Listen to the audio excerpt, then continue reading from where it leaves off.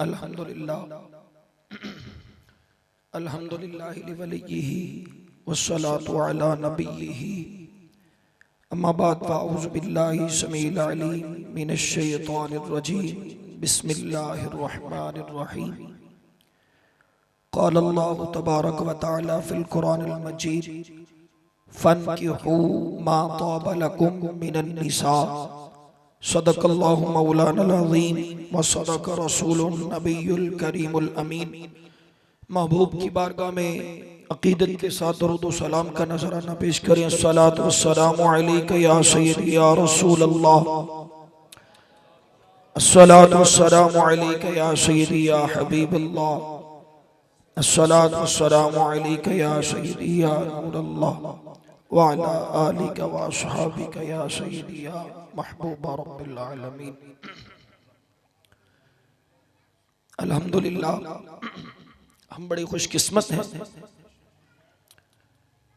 अल्लाह ने जो हमें तौफीक बख्शी उसका फजल ये है कि अगर हमें कोई गम पहुंचे तो दिल को सुकून देने के लिए जिक्र मुस्तफ़ा करते हैं, और अगर अल्लाह हमें कोई खुशी दे तो शुक्र अदा करने के लिए जिक्र मुस्तफ़ा करते हैं। तो ये हमारी खुश नसीबी है कि अल्लाह ने हमें जिक्र मुस्तफ़ा करने की तौफीक अता फरमाई। शादी की महफिल है तो उसी हवाले से चंद गुजारिशात करूंगा, तवज्जो कीजिएगा। ये भी अल्लाह का शुक्र है, इंसान को सोचना चाहिए, गौर करना चाहिए कि हम अल्लाह और उसके रसूल को याद कब करते हैं। हालांकि उसूल बन गया कि जब गम में हो तो फिर याद करो। फरमाया ये उसूल नहीं है। मेरे महबूब ने इरशाद फरमाया, मेरा रब इरशाद फरमाता है, तुम मुझे खुशी में याद रखना, मैं तुम्हारे गम में तुम्हें याद रखूंगा। तो खुशियों में जब हम याद करते हैं फिर गम में वो हमारा साथ नहीं छोड़ता। और आका अलैहिस्सलातु वस्सलाम ने इरशाद फरमाया, महबूब ने इरशाद फरमाया कि अल्लाह फरमाता है तुम अपनी खुशियों में मुझे याद रखना, फिर तुम्हारे गमों में मैं तुम्हारे साथ हूँ। और याद रखना, अगर तुमने अपनी खुशियों में मुझे छोड़ दिया तो फिर याद रखना गम में मैं फिर तुम्हारे साथ नहीं हूँ। और कुरान पाक का ऐलान है, कुरान पाक वाज़ा फरमा रहा है, व इदा अनअमना अलल इंसानी अअरद व नअ बिजानिबी। मेरा रब फरमाता है जब हम इस बंदे पे नेमतें नाज़िल करते हैं तो ये पहलू तही कर लेता है, ये नाशुक्री करना शुरू कर देता है और हमें भूल जाता है। व इदा अनअमना अलल इंसानी अअरद व नअ बिजानिबी। जब भी इस पे नेमतें आती हैं तो ये पहलू तय कर लेता है, और जब कोई इस पे मुसीबत आती है तो फिर कहता है ये कहां से आ गई। तो फरमाया नहीं, जब खुशियां अता हो तो फिर भी याद करो, जब कोई गम हो जाए फिर भी याद करो। फरमाया जिंदगी का उसूल है। और मैं तो कहा करता हूं कि मेरे शेख कमल हुजूर सही सरदार अहमद आलम हमें ये सबक दे के चले गए कि यार तुम्हारा मुंह हर वक्त महबूब की तरफ रहना चाहिए। उनसे हजरत जी किसी ने मसला पूछा, अब जरा तवज्जो चाहूंगा। मसला क्या पूछा कि ये जो परिंदा होता है इसकी चोंच ज्यादा अफजल है या इसकी जो पूंछ ज्यादा अफजल है। भाई ये कोई मसला नहीं है, उलमा बैठे हुए हैं, ये कोई मसला नहीं है कि उसकी चोंच ज्यादा अफजल है या उसकी पूंछ ज्यादा अफजल है। लेकिन वो सूफियात सबक कैसा दिया, क़यामत तक याद रखा जाएगा। पूछा हजरत चोंच ज्यादा अफजल है या पूंछ ज्यादा अफजल है। कहा बिलिया ये तो नहीं पता चोंच ज्यादा अफजल है कि पूंछ ज्यादा अफजल है, बस जो यार की तरफ हो जाए वही अफजल हो जाएगा। बस महबूब की तरफ तुम्हारी तवज्जो रहनी चाहिए, तुम्हारे जिक्र में, तुम्हारे फिक्र में, तुम्हारे घर में हर वक्त उसकी तरफ तवज्जो रहनी चाहिए। तो ये उसका खास फजल है कि हमने खुशी के मौके पर भी उसको याद किया। तो हमें याद रखना भी चाहिए। तो दूल्हा मियाँ भी सामने बैठे हुए हैं, एक प्रोटोकॉल का टाइम होता है। इस जो इंसान है ना, इस पे तीन वक्त ऐसे आते हैं जब इस पे फुल प्रोटोकॉल होता है। फरमाया जब ये पैदा होता है तो सारे इसका चेहरा देख रहे होते हैं। तो ये तो एक मारूफ शख्सियत है। अगर मारूफ ना भी हो, दूल्हा जैसा भी हो, तो सारे उसके साथ सेल्फियां खिंचवा रहे होते हैं। हाँ जी, उसको प्रोटोकॉल दिया जाता है। और फरमाया तीसरा वक्त आता है जब उसको मालिक की तरफ भेजा जाता है। जैसा भी हो उसको प्रोटोकॉल दिया जाता है। तो ये उनके प्रोटोकॉल का वक्त है। तो वो एक अजराह मजाक कह रहा हूँ, वो कोई शायर था तो इनको भी जरा, वो दोस्त अक्सर कहते हैं ना भाई यार किस झंझट में पढ़ने लगे हो, किस चक्कर में पढ़ने लगे हो, ये कौन है। तो वो कोई शायर था, ज़मीर जाफरी शायर है। तो वो मजाक करता है, वो कहता है कि कैस भी कितना दीवाना था समझदार, मगर शादी कभी नहीं की उसने। तो वो कहते हैं कि ये शादी एक झंझट है, भाई इस चक्कर में ना पड़ो, ये इस झंझट में पड़ गए तो फिर जिम्मेदारियां तुम्हारे ऊपर आ जाएंगी। वो शायर ने क्या खूब कहा था, शादी के जो अफसाने हैं ये रंगीन बहुत हैं, लेकिन मियां इसके जो हकायक हैं वो संगीन बहुत हैं। तो हजरत ये भी ध्यान रखना चाहिए। और अगर अपने महबूबा मिल जाए, और ये मेरे महबूब की सुन्नत भी है, हुजूर के पास एक हुजूर का साहबी आया और अर्ज किया, हुजूर मैं फुलां को पसंद करता हूँ। हुजूर ने कहा मेरा नाम लेके जाके रिश्ता लेके आ जा। तो ऐसा भी महबूब के पास हुआ है। तो वो क्या, किसी ने खूब कहा कि आशिकी जब कैदे शरीयत में आ जाती है, जलवाए कसरते औलाद दिखा जाती है। तो ये शादी के रंगीन मौसम में हम बैठे हुए हैं, तो अल्लाह इनको खुशियां अता फरमाए। तो ये तो भाई हजराए मज़ा था। तो खैर ये जो महफिल का इनेकाद हुआ, बड़ी खुशी हुई। मेरा ख्याल है कंगनपुर में ऐसा बड़ा ही कम आपको देखने को मिलेगा कि ऐसी खुशियों को मौका हो और हम अल्लाह और उसके रसूल का जिक्र कर रहे हो। तो ये हमारी खुश नसीबी है। अच्छा याद रखें, ये खुश नसीबी कभी कभी अच्छे दोस्तों की वजह से भी आ जाती। वो शाह साहब भी फरमा रहे थे अभी जनाब कि ये रिजवान साहब के करीबी दोस्त भी हैं, ताल्लुक भी है। तो ये दोस्ती का रंग भी होता है ना। वो क्या, किसी ने खूब कहा था, चंगे बंदे दी सोबत यारा, जिवें दुकान तारा, सौदा पावे मोल न लइए हुल्ले आना।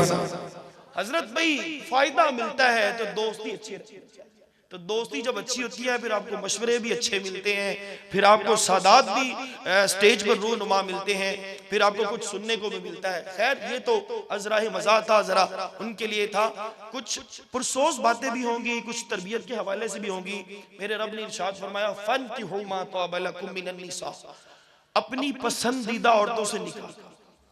ये निकाह को पसंद फरमाया, मेरे अल्लाह ने पसंद फरमाया, मेरे महबूब ने पसंद फरमाया। फरमाया निकाह करो। ये बड़ा खूबसूरत रिश्ता है हजरत, बड़ा खूबसूरत रिश्ता है। इस रिश्ते की खूबसूरती देखनी हो ना, तो मैं कहता हूँ जिंदगी का मयार एक चीज रखा करे, मेरे महबूब की जात, हुजूर की जात मयार रखा करे। देखना हो ना, ये जो पिछली बातें की ये तो अजराह मजा थी, लेकिन देखना हो कि इसमें खूबसूरती है या नहीं, देखा करे मोहम्मद मुस्तफा ने किया है तो बरकत ही बरकत है। अगर हुजूर की जात ने किया है तो फिर बरकत ही बरकत है, और अगर हुजूर ने काम नहीं किया तो जितनी मर्जी साइंस तहकीक कर ले, जितने मर्जी फायदे बयान कर ले, फरमाया उसमें नुकसान ही नुकसान होगा। और मेरे महबूब ने तो इसको पसंद फरमाया।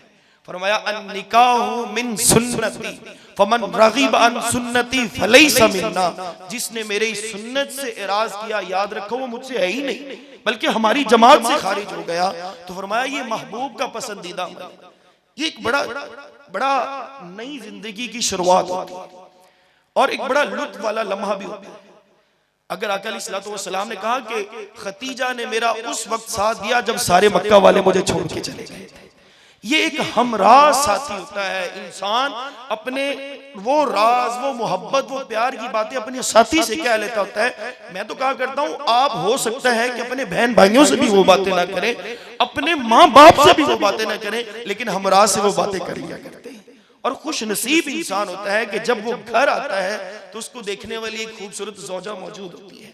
बल्कि हुजूर ने फिर इसको कैसा मयार दिया, कितनी मोहब्बत की। अब ये तो उलमा बयान करते हैं जी, कहा गया ये मजाजी खुदा है, कहा गया जी इसका मयार ये बना दिया, लेकिन दूसरा पहलू भी देखें कि हुजूर ने कितनी मोहब्बत की। साहिब वो तेरे लिए पूरा घर बार छोड़ के आ रही है, वो तेरे लिए माँ बाप छोड़ के आ रही है, वो तेरे लिए बहन भाई छोड़ के आ रही है, वो तेरे लिए सारी कायनात छोड़ के आ रही है, लेकिन सिर्फ माज किस लिए कि तेरी मोहब्बत के लिए, तेरी तवज्जो के लिए। लेकिन अगर जिस तरह मयार बना दिया गया, हजरत इंसान को ये बन जाना चाहिए। फरमाया तुझे सिर्फ वो याद रहा, तुझे कंधे पे बैठने वाली आयशा याद नहीं आई।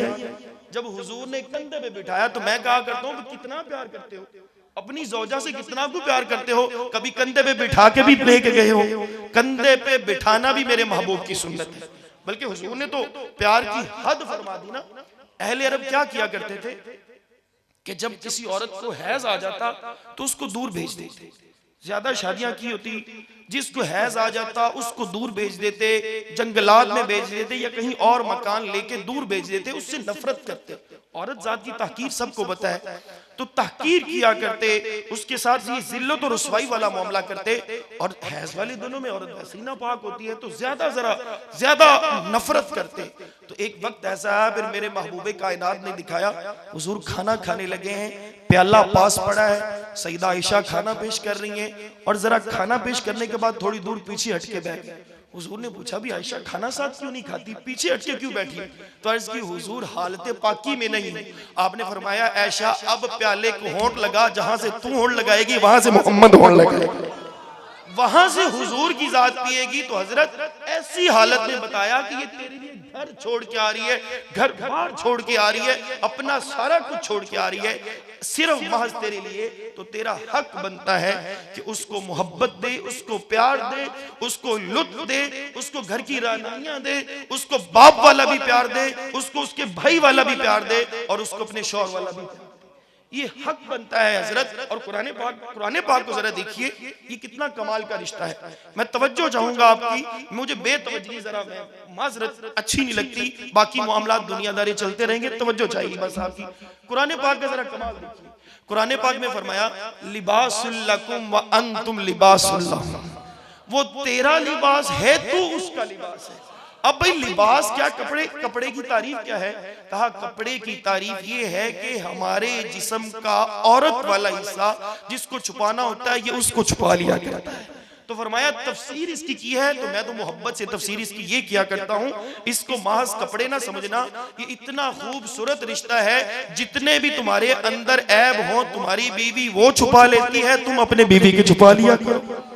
तो ये मोहब्बत वाला रिश्ता, ये मोहब्बत वाली लगन हुजूर के फरामीन से हमें नजर आती है कि इतनी मोहब्बत की। तो हम अगर अपने वो रोब, वो दबदबा, वो अपना वकार बुलंद करने के लिए, जी मैं तो एक मर्द हूं, फरमाया ये मर्दानगी तो नहीं, मर्दानगी इसको नहीं कहते। फरमाया दुनिया में कायनात में सबसे हसी मर्द है तो मेरा मोहम्मद अरबी है। आका अलैहिस्सलाम ने इरशाद फरमाया कि जब हुजूर का विसाले बा कमाल होने लगा तो हुजूर की उस वक्त 9 बीवियां मौजूद थी, और हुजूर की 9 बीवियां हुजूर पे राज़ी थी। फरमाया हक ये है, हुजूर ने इरशाद फरमाया ऐ लोगों याद रखो। अच्छा, हमारा अक्सर हमने सुना होगा कि यही हमारा मौजू होता है जनाब, मर्द को प्रोटोकॉल, मर्द को प्रोटोकॉल। तो तरबियत जरा मर्द की करनी है। मैं आगे चल के जरा औरत के लिए भी आ जाता हूं, क्योंकि यहाँ बाप भी बैठे हुए हैं। हुजूर ने इरशाद फरमाया ऐ लोगों सुन लो कि तुम में से हर एक को हाकिम बनाया गया है, और हाकिम से कयामत में पूछा जाएगा। याद रखना, तुम में से हर कोई अपने घर का हाकिम है। जिसने अपने घर में इंसाफ किया, अल्लाह कयामत वाले दिन उसको अपने अर्श का साया नसीब फरमा देगा। तो फरमाया अपने घर में इंसाफ करो। आका अलैहिस्सलाम ने इरशाद फरमाया अपने घर में इस तरह इंसाफ करो कि तुम्हारे घर वाले तुमसे खुश हो जाए। हम तो दुनियादारी में चले जाते हैं, दुनियादारी के साथ हम इतने अच्छे होते हैं, लोग हमारी पाकी की, हमारी इस्मत की, हमारी शराफत की गवाहियां दे रहे होते हैं, लेकिन घर में आके हमारी तबीयत बदल जाती है। फरमाया घर में भी तो वही तबीयत रखो। सबसे पहला सवाल तुम्हारे घर वालों से होना है कि ये दुनिया में तो ऐसा था, बताओ घर वालों के साथ कैसा था। तो घर वालों के साथ भी अच्छे रहो ताकि कल को हमारी वो पाकी की गवाही दे। हाँ मियाँ, ये तरबियत के लिए जरूरी है, तरबियत के लिए जरूरी है। वाकई ही इस जो मर्द है इसको ये मकाम दिया गया, लेकिन इसको सोचना चाहिए मुझे जब ये मकाम दिया गया तो मेरे ऊपर भी तो कोई चीजें फर्ज है। आका अलैहिस्सलाम की सहाबी हैं, आका अलैहिस्सलाम की बारगाह में हाजिर हुए, अर्ज की हुजूर ऊंट है और बावला हो गया, किसी की पहुंच में नहीं आ रहा और बावला हो गया, मैं मालिक हूं उसका। तो अब हजरत जरा देखे तो सही, गौर तो करें, जरा मोहब्बत वाली बात तो समझे। ये शाह साहब बैठे हैं, ये शाह साहब बैठे हैं, हजरात बैठे हुए हैं, इनके पास कोई आ जाए हजरत ऊंट बावला हो गया तो इन्होंने कहना भाई ऊंट का मसला पूछ ले, ऊंट का मैं डॉक्टर तो नहीं हूं, लेकिन सहाबा का कमाल देखिए, जो भी दर्द होता दरे मुस्तफा पे आके अर्ज करते थे और आगे से उस दर्द का फिर मदावा होता। हुजूर चले, सहाबा साथ चले, बावला ऊंट है, हुजूर बाड़े में जाने लगे तो मालिक अर्ज करता है हुजूर बाड़े में ना जाए, बावला ऊंट है, ये तो मुझ मालिक को नहीं पहचान रहा, कहीं आप पे हमला ना कर दे। हुजूर ने इरशाद फरमाया ऊंट बावला भी हो जाए लेकिन मुझ मोहम्मद अरबी को पहचानता है। ऊंट पागल भी हो जाए, जैसा भी हो जाए, इसको पता है मैं अल्लाह का आखिरी नबी हूं। हुजूर ने उसके सर मुबारक पर हाथ रखा, जो ही दस्ते शफकत उसके सर पर आया, हुजूर ने, ऊंट ने अपने घुटने झुकाए और अपना सर हुजूर के कदमों में रख दिया। सहाबा देख रहे थे, दिल मचल उठा। अर्ज की हुजूर ये ऊंट है, हुजूर ये जानवर है, हुजूर ये जानवर है जिसको कम अकल कहा जाता है। मैं कहता हूँ ना, जानवर को कम अकल ना कहा करो, वो जानवर इतना अपने मालिक के साथ वफादार होता है, एक दफा जिसका नमक खा ले कयामत तक बेवफाई नहीं करता, उसी के सामने दुम हिलाता रहता है, उसी की वफादारी करता रहता है। हजरत क्या तू सोच, क्या तू अपने मालिक का वफादार, क्या तूने तो कभी बेवफाई नहीं की? तो खैर, फरमाया ये ऊंट है, और ऊंट के बारे में जरा वक्त मिले तो कुरान पाक पढ़ के देखे गया। फरमाया अफला यंजुरूना इलल इबिली कैफा खुलिकत, ये ऊंट को रब ने सबसे जुदा करके पैदा फरमाया। फरमाया जितनी भी सवारियां हैं तुम उनके ऊपर चढ़ते हो, लेकिन ये ऐसा वफादार है जब मालिक को बिठाना होता है खुद नीचे बैठ जाता है। फरमाया इतना वफादार है। तो हुजूर ने जब देखा, सहाबा ने देखा कि ऊंट सजदा कर रहे हैं, तो सहाबा के दिल मचल उठे। अर्ज की हुजूर ये ऊंट हो के आपको सजदा कर रहा है, तो हमारा ज्यादा हक बनता है कि हम आपको सजदाए ताजीमी करें। और याद रखें, ये भी सजदाए अबूदियत वाला नहीं था, ये जो अल्लाह को सजदा किया जाता वो सजदा नहीं था। ये पहले सजदे हो चुके थे, सैयदना आदम अलैहिस्सलाम को सजदा हो चुका था, सैयदना यूसुफ अलैहिस्सलाम को सजदा हो चुका था।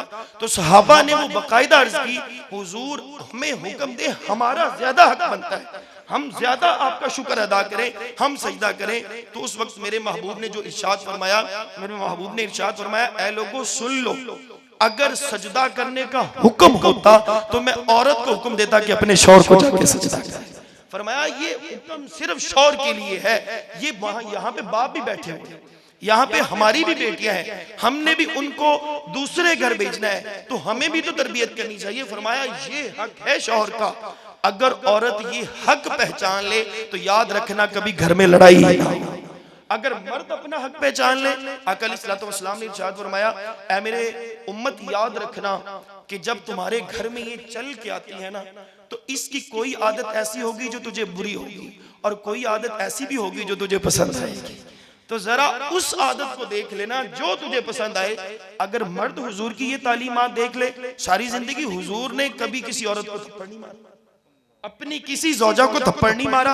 फिर आज जो मर्द कहता फिर रहा है जी मैं मर्द हूं, वो मर्द बनने के लिए जी थप्पड़ मार रहा है, वो मर्द बनने के लिए जनाब तकलीफ दे रहा। फरमाया वो कहां का मर्द है, वो किस किस्म का मर्द है? तो हुजूर ने इरशाद फरमाया, दोनों अगर हुजूर की तालीमात पे अमल कर ले तो हजरत जिंदगी सीधी हो जाती है। आका अलैहिस्सलाम से एक सहाबिया ने आके पूछा, हुजूर जरा बतलाइए तो सही, मेरे शौहर के मेरे ऊपर क्या हक है?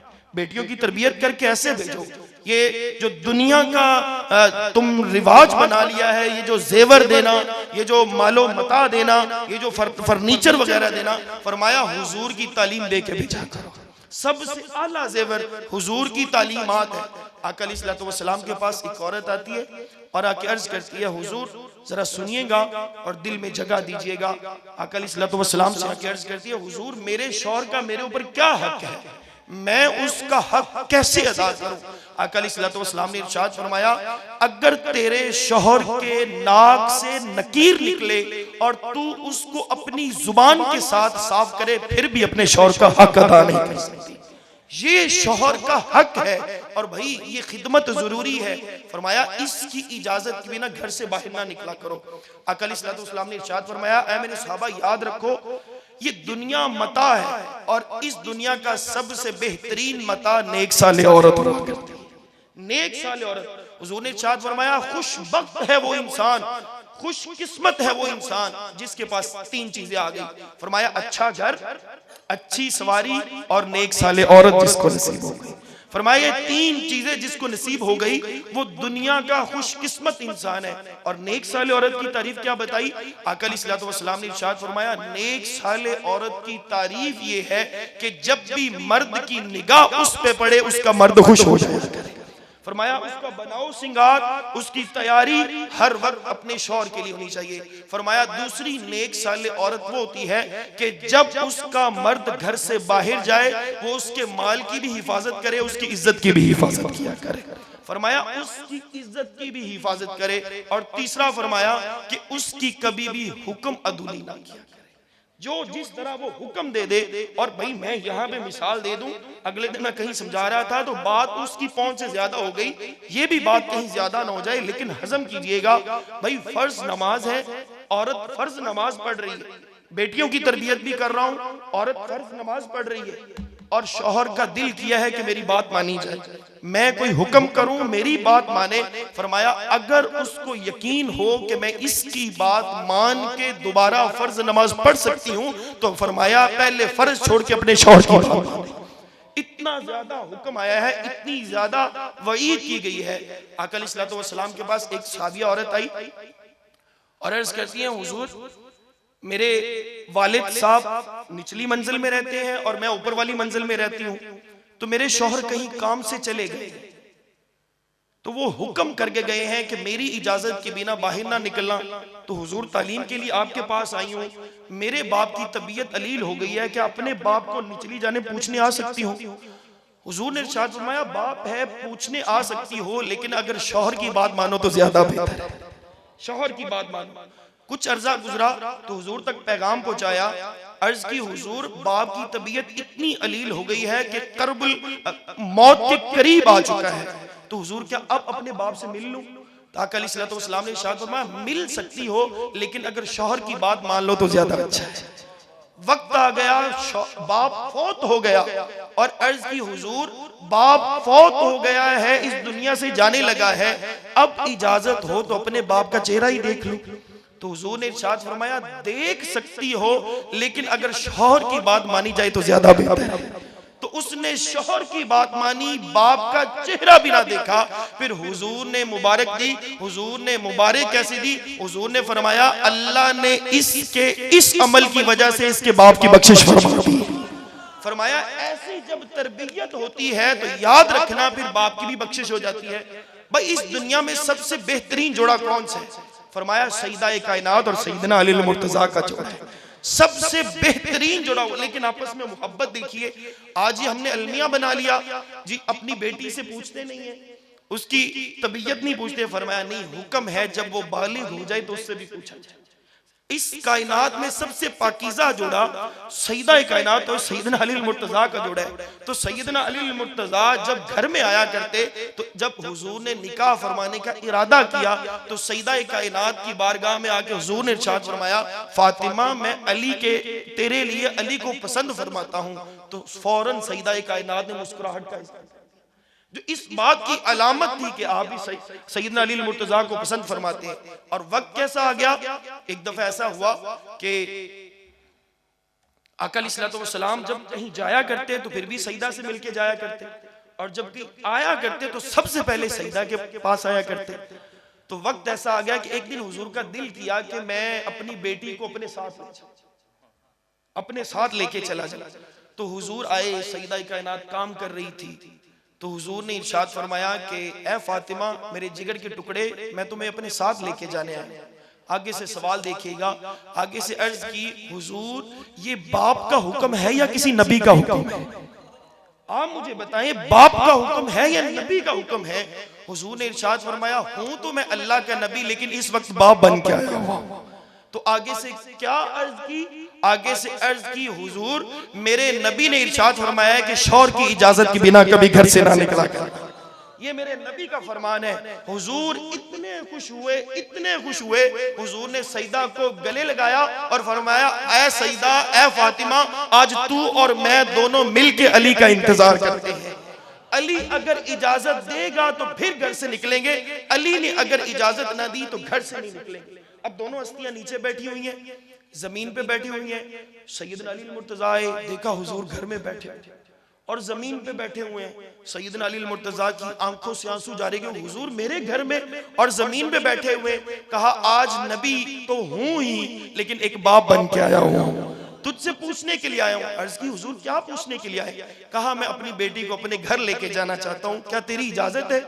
सैयदना अली मुर्तजा ने जब ये लफ्ज सुने तो कहा मेरी बेटी कहती है कि मैं अली से पूछे बिना नहीं जाऊंगी। तो जब अली मुर्तजा ने ये लफ्ज सुने, शेरे खुदा ने जब ये लफ्ज सुने तो आप रोने लगे और कहा हुजूर दुआ कर दीजिए अल्लाह फातिमा के सदके मेरी भी बख्शिश फरमा दे। तो जब बेटियां इतनी वफादार हुआ करती हैं, जब बेटियां इस तरह की फर्मा बरदार हुआ करती हैं, तो याद रखो फिर वहां पे औलादे भी नेक हुआ करती हैं, वहां पे मोहब्बतें भी बांटी जाया करती हैं। तो याद रखो दोनों तरफ से अगर बात बनेगी तो घर सजेगा भी, संवरेगा भी, ये जन्नत बन जाएगी। आका अलैहिस्सलातु वस्सलाम ने इरशाद फरमाया तुम उससे मोहब्बत करो, उससे मोहब्बत का इजहार करो, जितना कर सकते हो और करो। और औरत को क्या कहा कि अपने शौहर की मुंतजिर रहा कर, हर वक्त अपने शौहर का इंतजार करती रहा कर। और देखिए कितना कमाल है, फरमाया कि ये ज़ीबो ज़ीनत किसी काम की नहीं, लेकिन अगर ये अपने शौहर के लिए करेगी तो मकबूल सदके का सवाब अता किया जाए। अपने शौहर के लिए करेगी तो फरमाया ये रिश्ता इतना प्यारा है, लेकिन अगर हमें इसकी हकीकी तरबियत मिल जाए, अगर हमें इसका हकीकी मकसद मिल जाए, हम चाहते तो ये है कि हमारी जो औलाद हो वो इमाम गजाली हो, हमारी औलाद जो हो वो फरीदुद्दीन अत्तार हो, हमारी औलाद में तो सूफिया पैदा हो, लेकिन हमारा किरदार क्या हो गया, हमारे अमाल किस तरह के हो गए। आका अलैहिस्सलातु वस्सलाम का फरमाने अली शान है कि अगर मियाँ बीवी की आपस में कोई नाचाकी हो जाए तो फिर अपने बच्चों के सामने इज़हार ना किया, वरना बच्चों की तरबियत पे असर पड़ता है। और आज हमारा हाल क्या हो गया भाई, हम भी रिश्ता अज़दवाजी में मुंसलिक हैं और ये दूल्हे मियाँ आने वाले हैं, तरबियत जरूरी है। मेरे महबूब की जरा शरीयत देखिए, सैयदना ईसा अलैहिस्सलाम की शरीयत ये थी कि कुछ बातें बताई जाती और कुछ बातें नहीं बताई जाती थी, कुछ बातें नहीं बताई जाती थी। लेकिन मेरे महबूब ने इरशाद फरमाया मैं हुजरा आयशा में भी कोई काम करूं तो तुम छत पे चढ़ के बताया करो, मेरी शरीयत में कुछ छुपाना नहीं है। और याद रख हजरत, मैं तरबियत की बात कर रहा हूं। सईदा आयशा सिद्दीका से रिवायत है, सईदा आयशा सिद्दीका फरमाती हैं आज तक हुजूर का जिस्म अतहर मैंने नाव से ऊपर और घुटनों से नीचे नहीं देखा।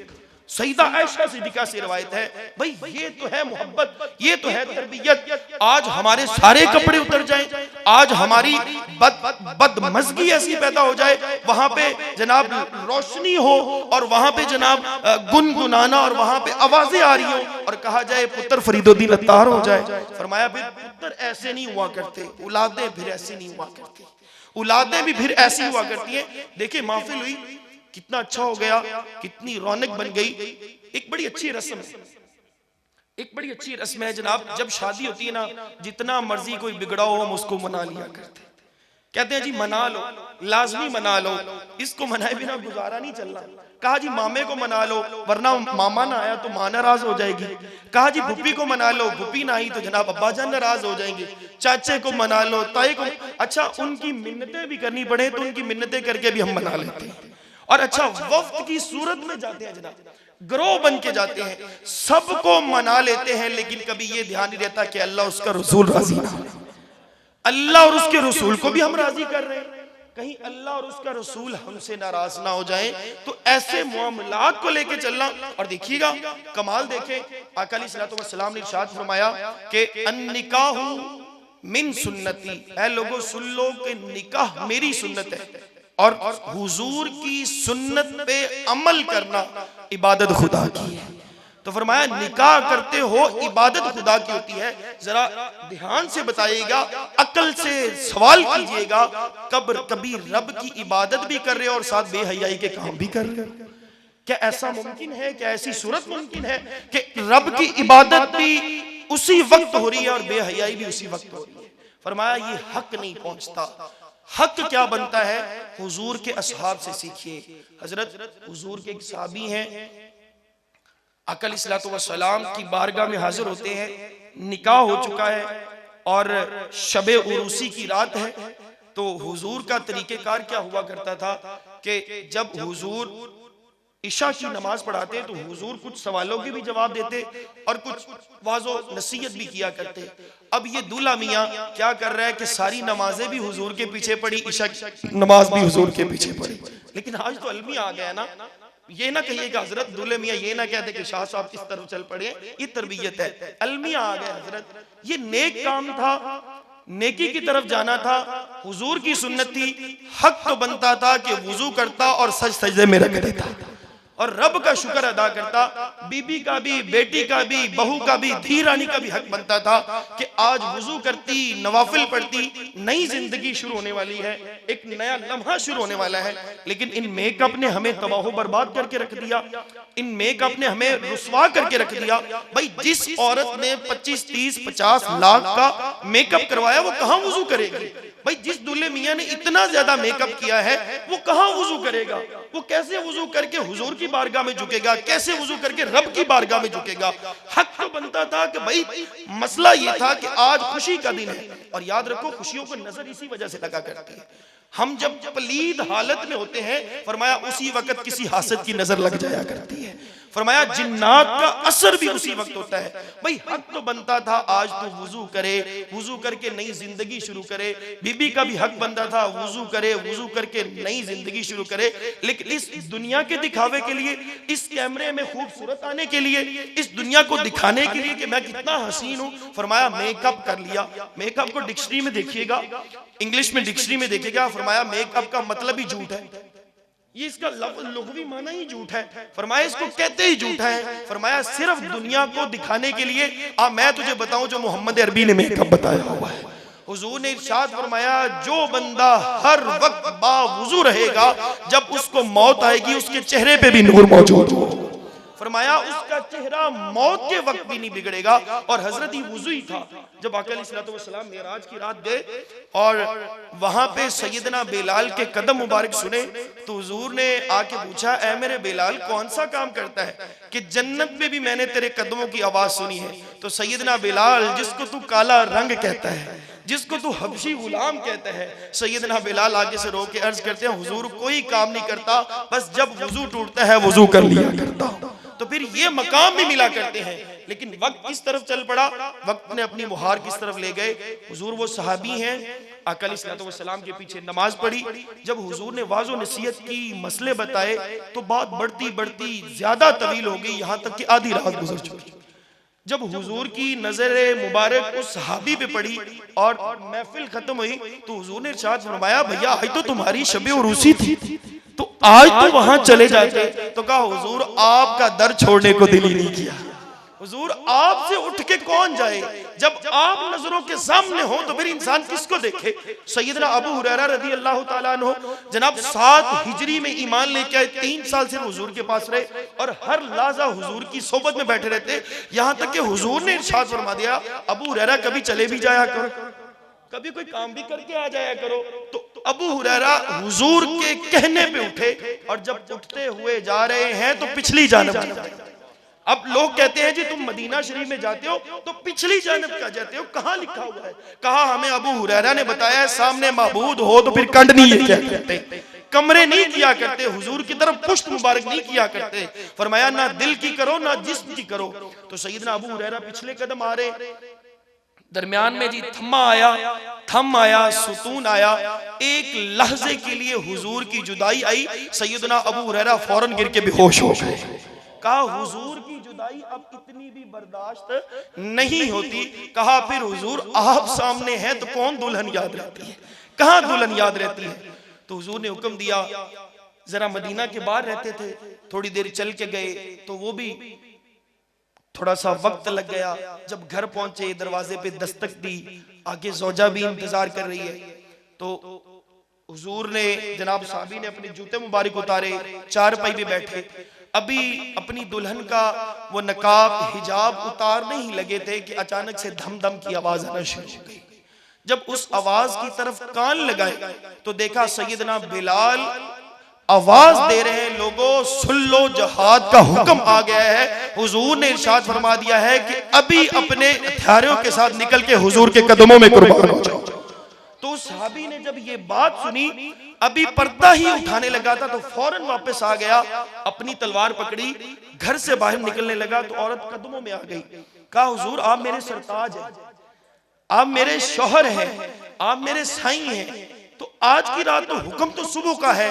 तो कहा जैसे आज मैं तेरा साईं हूं, मेरे साईं ने भी मुझे बुला लिया है, जैसे मैं तेरा सरताज हूं, मेरे सरताज ने भी मुझे बुला लिया है। तू कहती है कि सुबह तक मैं हुजूर के हुक्म पे एक लहजा भी देर नहीं कर सकता, क्योंकि अगर हुजूर के हुक्म पे एक लहजा भी देर हो गई, अगर मुझे मौत आ गई तो मैं बात ना मानने वालों में शुमार हो जाऊंगा। फरमाया कि अभी निकल जाओ। तो जनाब घर से बाहर गए और घर से बाहर जाके सीधा जिहाद के मकाम पे पहुंच गए। जब वहां देखा तो हुजूर की आदत मुबारक थी कि अपने चबूतरे मुबारक से निकलते तो हुजूर तमाम असहाब की तरफ नजर दौड़ाया करते, लेकिन आज सहाबी देख रहे हैं हमारी तरफ नजर नहीं आ रही, सिर्फ दूल्हे मियां की तरफ नजर जाई जा रही, सिर्फ दूल्हे मियां को देखी जा रहे हैं। हुजूर देखी जा रहे हैं, लड़ाई हुई, कुफार को कत्ल किया, जख्म लगे, जख्मों से चूर हो गए, और असहाब से कहते हैं भाई मेरी शहादत का वक्त आ गया, तो ख्वाहिश इतनी है कि जरा हुजूर के कदमों में ले जाओ। ख्वाहिश इतनी है, जरा रेंगते हुए जा रहे थे। असहाब ने उठाया, अगर प्यास लगी है तो पानी पिला देते, अगर भूख लगी है तो खजूर खिला देते। आगे से कहते ना खाना चाहिए ना प्यास चाहिए, बस मोहम्मद अरबी का दीदार चाहिए, हुजूर के कदमों में जाना चाहता हूं।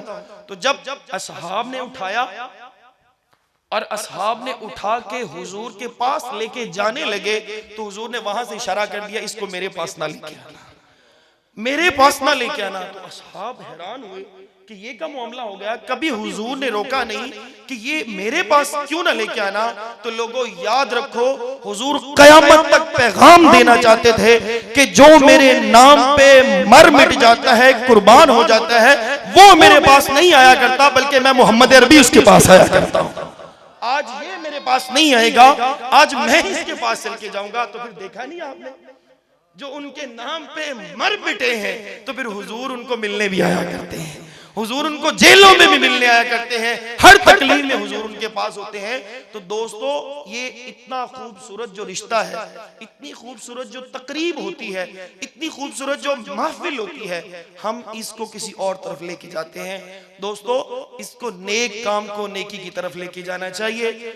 काश हम ऐसी तरबियत करें, काश हमारा ऐसा मकसद बन जाए। मेरी तो आदत है, मैं मकसदियत की बातें किया करता हूँ, अगर किसी को अच्छी लगे तो उसका भी फायदा, जिसके जी में आए वही पाए रोशनी। हमने तो दिल को जला के सरेआम रख दिया। वाखिरु दावाना अनिल हम्दुलिल्लाह।